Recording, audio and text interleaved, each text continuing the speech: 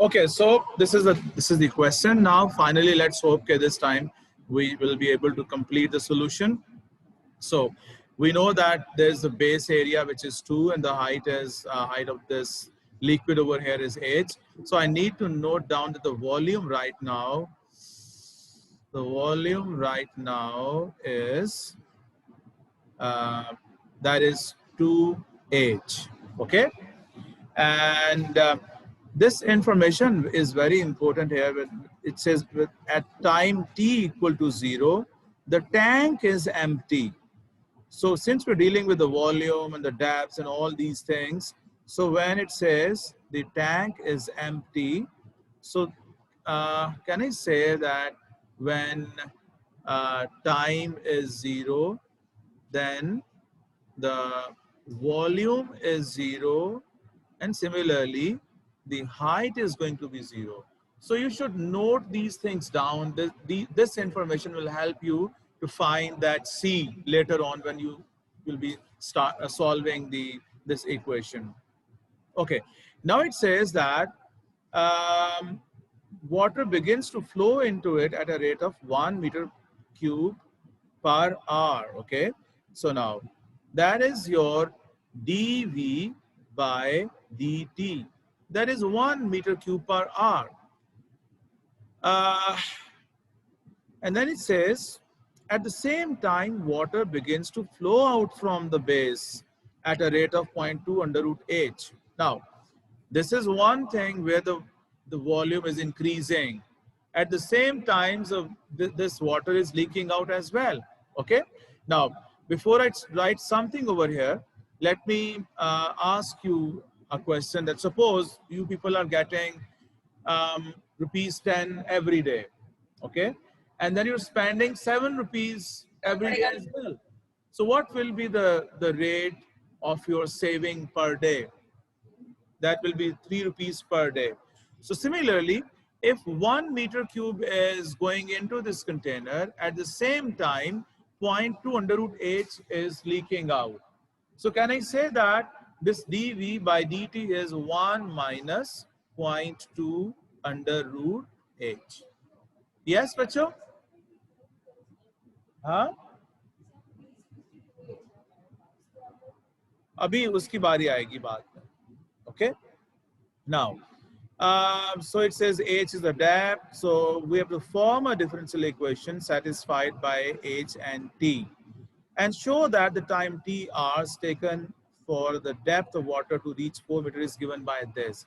So the first thing is that we need to show this equation, a differential equation satisfied by h and t. So that means we need to write down an equation which has dh by dt in it, which like both in terms of h and t means that it should have something like dh by dt in it. Okay, now so far you can see that your information that is available, you have dv by dt, and if you look at this equation over here, you can find dv by dh, that is going to be 2.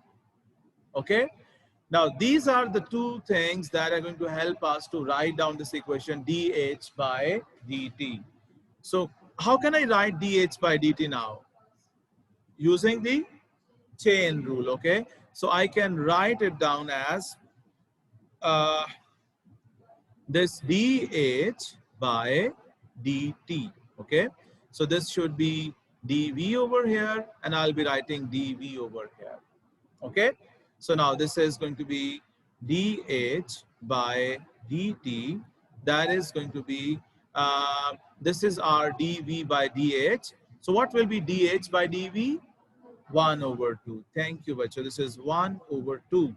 And then times dv by dt. We have it here. This is your dv by dt. So that is going to be 1 minus. And let me write this as under root h over 5. Because 0.2 is 1 over 5. Okay? Now, if I take the LCM here, if I take LCM as 5, 5 multiplied by 2 will become 10. Okay, so this is 10, and this is going to be 5 minus under root h. 5 minus under root h. Okay, so I have with me now this dh by dt. Let me use this color. So I have dh by dt is this, dh by dt, that is going to be 5 minus under root h over 10. Okay, now if I remove the limits from this given equation over here, then you should allow me to say that this t is going to be integral of 10 minus 10 over 5 minus under root h dh. Okay, if I go a step back, can I say that there was basically dt over here, and after the integration this has become t. Okay, so I need to write its reciprocal over here. So when I write the reciprocal, this will become dt over dh, and that is going to be 10 over 5 minus under root h. Okay, when you're not asking anything, that means you people are understanding what is happening here. Okay, so as you know that when you're solving a differential equation, so you keep on one side we will keep dt, the other side will have dh. Okay, so this is going to become this dt, that is going to be 10 over 5 minus under root h dh. Now this capital T is actually telling us that this is the time t. Look at this. Look at this statement. The time t hours taken for the depth of the water to reach 4 meter. What was the initial depth of the water? 0. Okay. So that means the time taken for the depth to reach from 0 to 4 is capital T.